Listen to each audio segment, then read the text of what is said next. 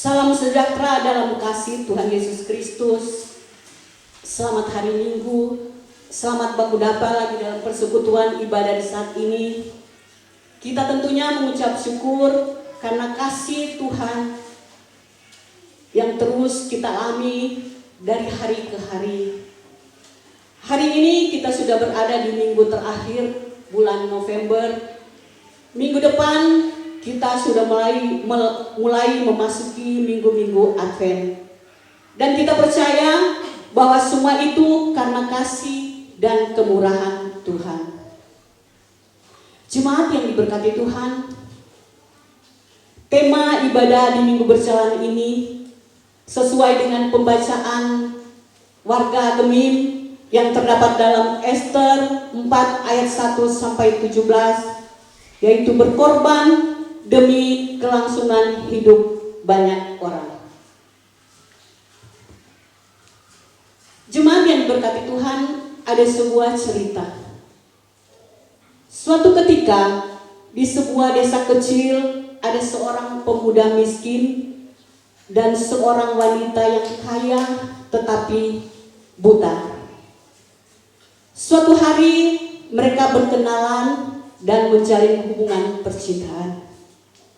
Hubungan berjalan dari hari ke hari, dari bulan ke bulan, dan suatu saat si pemuda ini bertanya kepada si wanita, "Suatu hari nanti jika Tuhan izinkan kamu melihat dunia ini, apa yang ingin kau lakukan?" Jawab si wanita ini, "Satu hal yang menjadi kerinduan saya ingin melihat orang yang paling saya cintai. Dan aku berjanji setelah aku bisa melihat nanti aku akan menikah dengannya." Singkat cerita, suatu hari ada seseorang yang mendonorkan matanya untuk si gadis ini dan akhirnya dioperasi. Tiba pada hari di mana si gadis harus membuka perbannya, dan betapa terkejutnya si gadis melihat bahwa orang yang selama ini ia cintai ternyata ia buta. Nah, dengan spontan si gadis ini berkata kepada pemuda ini, "Saya membatalkan apa yang pernah saya janjikan dan saya tidak akan menikah dengan kamu." Dengan perasaan kecewa, si pemuda pulang ke rumah dengan meneteskan air mata, dan si pemuda ini menuliskan sebuah pesan di atas kertas kecil yang berisi, "Tolong jaga baik-baik mata saya." Ternyata si pemuda yang sudah ditolak itulah yang memberikan sepasang matanya buat si gadis yang sangat ia cintai. Saudara-saudara yang diberkati Tuhan, setiap orang yang berkorban pasti mempunyai suatu alasan untuk melakukannya. Entah itu untuk kepentingan diri sendiri atau untuk kepentingan bersama. Berkorban berarti kita memberikan atau melepaskan sesuatu yang berharga sebagai tindakan pengabdian atau untuk mencapai suatu tujuan tertentu. Ketika kita berbicara tentang berkorban, di dalamnya tentu melibatkan perasaan, waktu, uang, dan melepaskan kenyamanan pribadi demi kebaikan bersama atau membantu orang lain. Nah, saudara-saudara yang diberkati Tuhan, namun yang menjadi pergumulan kita bersama, banyak di antara kita yang berkorban memperhitungkan untuk rugi yang diperoleh dari pengorbanan. Karena memang banyak yang mau berkorban demi tujuan untuk mencapai kesuksesan, artinya untuk kepentingan sendiri. Yang dilakukan bukan berkorban, tapi mengorbankan. Melakukan berbagai cara untuk kejayaan dan kemakmuran diri sendiri tanpa memperdulikan orang lain. Gaya hidup orang percaya di zaman sekarang ini dihargai daripada menghargai. Menuntut untuk dilayani, dipuji, dan disanjung daripada melayani. Dengan hal yang demikian, sehingga membuat kehadiran orang percaya bukannya menjadi berkat, tapi menjadi beban. Membawa malapetaka bagi orang lain, bahkan bagi sesama kita. Nah, saudara-saudara, adakah ya mereka yang mau berkorban untuk kepentingan banyak orang? Sejarah dalam Alkitab menceritakan seorang ratu yang mau berkorban untuk kepentingan banyak orang. Singkat cerita, kitab Ester merupakan kitab sejarah yang menceritakan tentang bangsa Yahudi di masa pemerintahan Raja Ahasveros yang sudah ada di tawanan bangsa Babel selama beberapa puluh tahun. Ketika Babel ditaklukkan oleh Persia, bangsa Yahudi diizin pulang ke Yerusalem.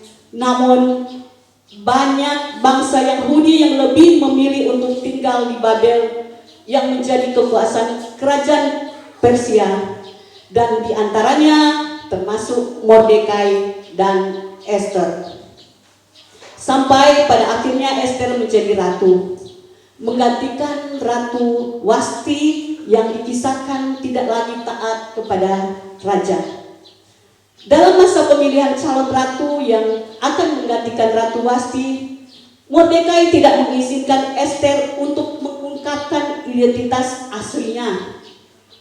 Ester yang hanyalah seorang anak yatim piatu yang dibesarkan oleh saudaranya atau paman Mordekai, sampai pada akhirnya dia menjadi ratu. Jemaat yang diberkati Tuhan, meskipun dalam kitab Ester ini kita tidak mendapati ada nama Tuhan Allah, namun kita melihat penyertaan sungguh luar biasa bagi orang percaya. Tuhan Allah memakai Mordekai dan Ester untuk menolong bangsa Yahudi yang saat itu terancam karena akan dimusnahkan oleh Haman yang orang nomor 2 dalam kerajaan Persia, yang sombong dan yang menginginkan semua orang untuk menyembahnya. Haman yang sombong merasa bahwa Mordekai tidak menyembah dia.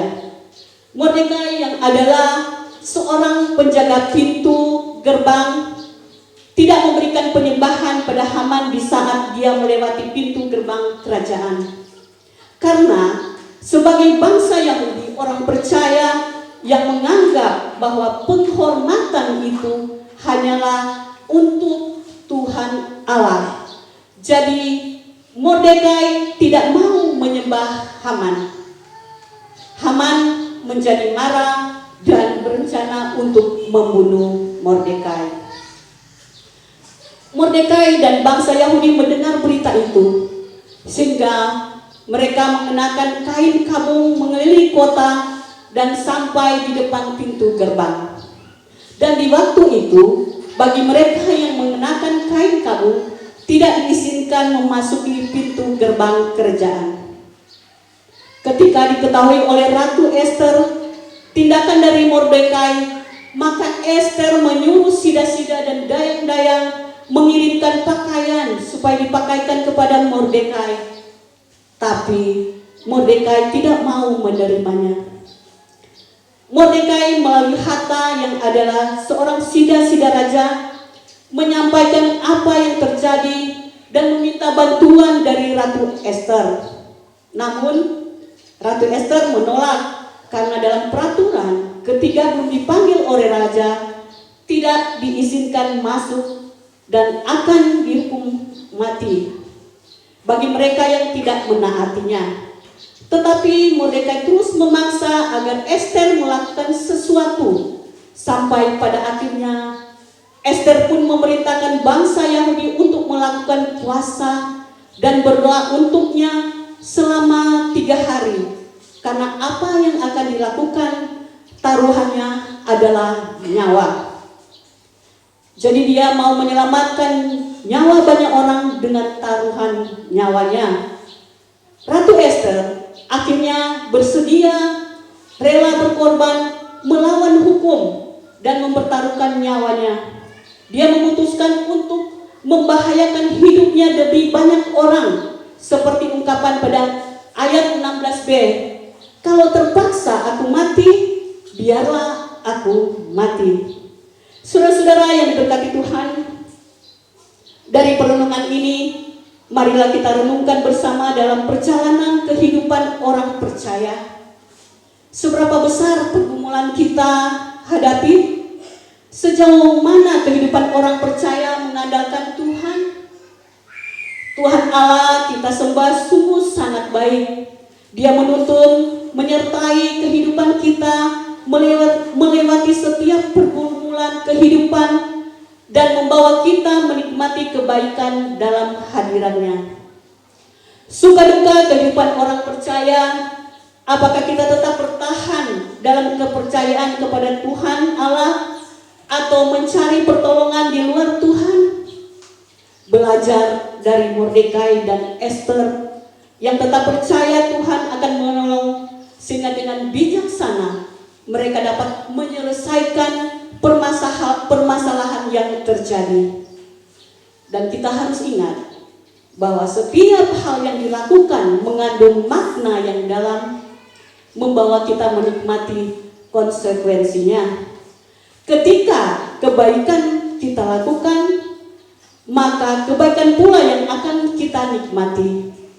Namun, ketika kejahatan yang dirancangkan untuk membuat orang lain menderita, maka penderita pula akan kita alami.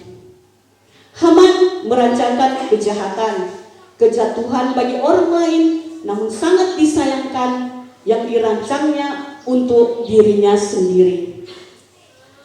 Jemaat yang diberkati Tuhan, Ester sosok perempuan yang pemberani, rela berkorban untuk menolong orang lain.